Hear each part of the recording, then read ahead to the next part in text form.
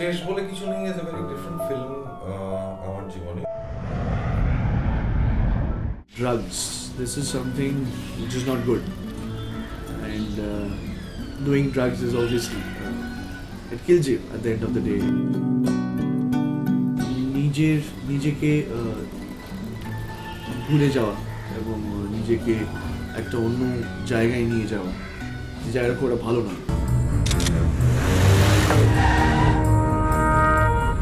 Drug খাওয়া যদি থাকে তার একটা কাউন্টার ব্যাকল্যাশও আছে, মানে তার অ্যাওয়ারনেসটা খুব প্রবল বেড়ে গেছে.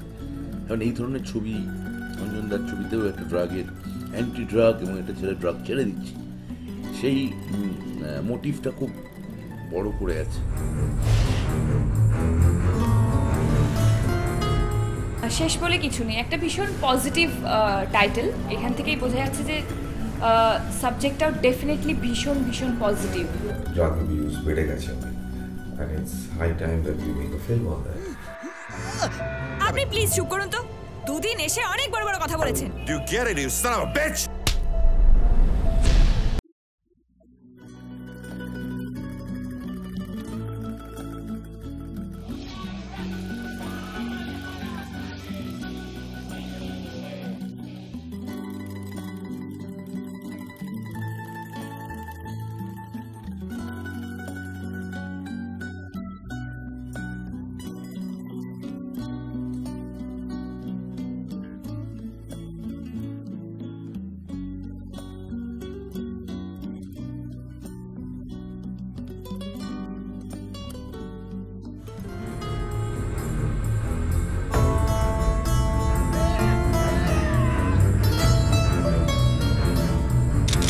ব্রিলিয়েন্ট স্টুডেন্ট, সে কোথাও পড়তে গিয়ে, কোনো ভালো ইনস্টিটিউশনে পড়তে গিয়ে কিছু খারাপ বন্ধুর পাল্লায় পড়ে ড্রাগ অ্যাডিক্ট হয়ে গেছে.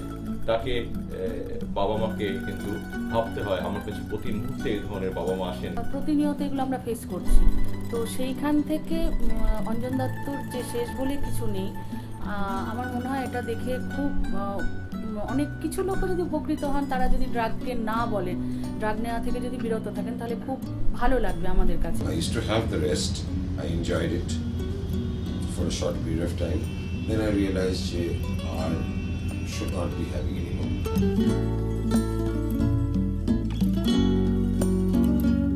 এই বইটার মাধ্যমে, শেষ বলে কিছু নেই এর মাধ্যমে তোমরা বুঝতে পারবে যে তার খারাপ দিকটা কতটা.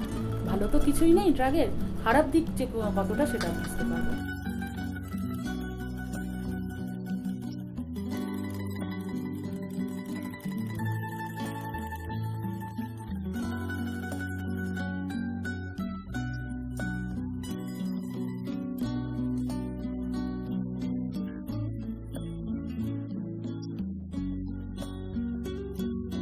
Someone who's got involved with drugs and how that comes out of it. Anjanda's handled that very well.